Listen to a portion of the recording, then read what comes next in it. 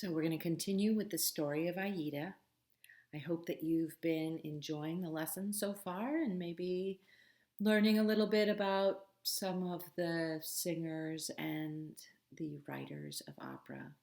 And at least I hope that you're intrigued to hear more of this story. These operatic stories are always so compelling and filled with so much drama. And let's not forget about romance because that part's coming up next. Get ready. There was one source of light in her life, however. For Radames, the handsome young captain of the Egyptian army, had fallen in love with the gentle, beautiful slave the moment he saw her. She, too, had fallen for Radames, despite his position as an enemy of her homeland. They met often in secret by the temple of Isis, and in the joy of their moments together, Radames confided all of his dreams to Aida. Oh, this is the part that you saw. This is the part where Luciano Pavarotti is singing the part of Radames, and he's singing about his love for Aida and what he wants to be able to do to join. Oh, I won't tell you. Here it comes. He says, "I will lead the Egyptian army to victory. And when I return, our countries will be united, and you will become my bride and reign as the queen of your people. It will not be long, I promise." Did you get that when you watched the video clip of Pavarotti singing? That he was singing about his love for his country, love for Aida, and this idea of being this great leader and what he could do? Anyways, the day finally came when the pharaoh was to hold court and announce the new leader of the war against Ethiopia. Amid the majestic columns of a great hall in the palace, Egypt's high priest Ramses confided to Radames, "There are rumors that the Ethiopians plan to attack. Prepare yourself, for the goddess Isis has chosen, and the great honor of leadership may be bestowed upon you." All of his life, Radames had dreamed of this day. If he became the new leader, he could return triumphant to free Aida and to marry her. Oh, heavenly Aida, he thought, I could finally enthrone you in your native land. Radames was so deep in thought when Princess Amneris stepped from the shadows. Do you remember who Amneris is? The daughter of the pharaoh, the one that Aida serves as her slave. She stepped from the shadows. She too was in love with the handsome leader, but she suspected that he loved another. Beautiful, beautiful illustration. So the temple of Isis and the Egyptian sculptures. Beautiful. Aida suddenly appeared. Oh, how Radames' eyes filled with passion. And when Amneris saw the look that passed between them, she was seized with suspicion and jealousy. Could Radames prefer a slave to the princess of Egypt? It was intolerable. But her fury was interrupted by trumpets heralding the arrival of the pharaoh.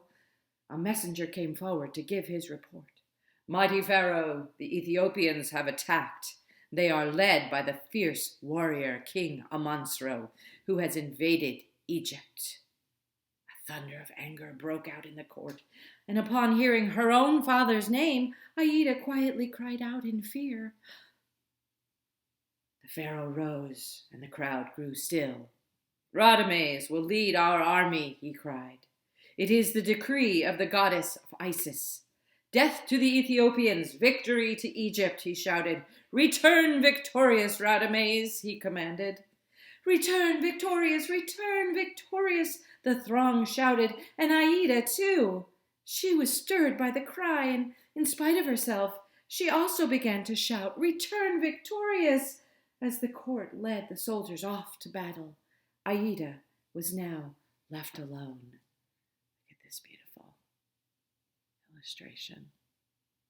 "Return victorious," she called after Radames, but as her own voice echoed in the great hall, she suddenly realized she was asking for the death of her father, her mother, her friends, all those she cherished.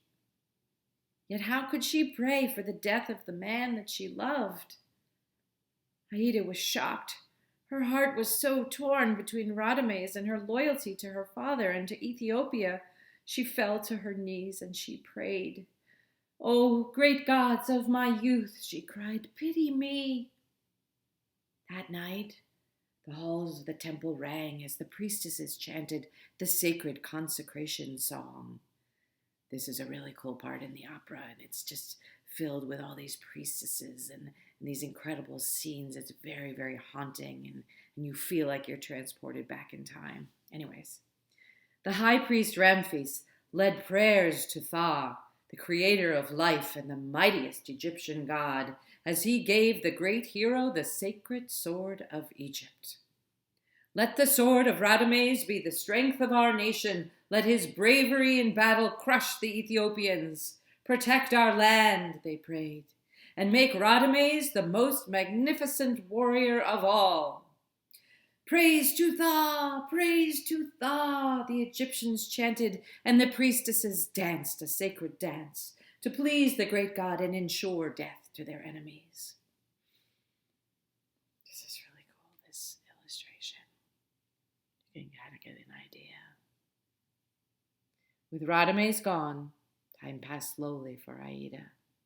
But soon the prayers of the priests were granted. A special day dawned for Egypt, a day of ceremony and grandeur, of pomp and pageantry. The Ethiopians had been defeated at last. Wow. We're going to pause there. There's so much going on here. I wonder how Aida is going to feel when she finds out. I wonder how Radames felt during the whole thing. I mean, I wonder, do you think he came across Aida's father? But then again, he doesn't really know that that's her father, does he? She didn't tell him, did she? He doesn't know that she's a princess, or does she? Because he sings about getting married to her and making her queen, so is that just a metaphorical queen, or does he really know that she's a princess? I don't really know, but it's very passionate. And that scene that you watched where Leontine Price was singing, this is where she's singing about being torn between her love of Ethiopia and her love of Radames, and I think that aria is coming up in the next part. But we're going to pause for now, and I hope you'll tune in for another part next time, part 3. We'll get through a lot of this, huh? Okay, so exciting. See you next time.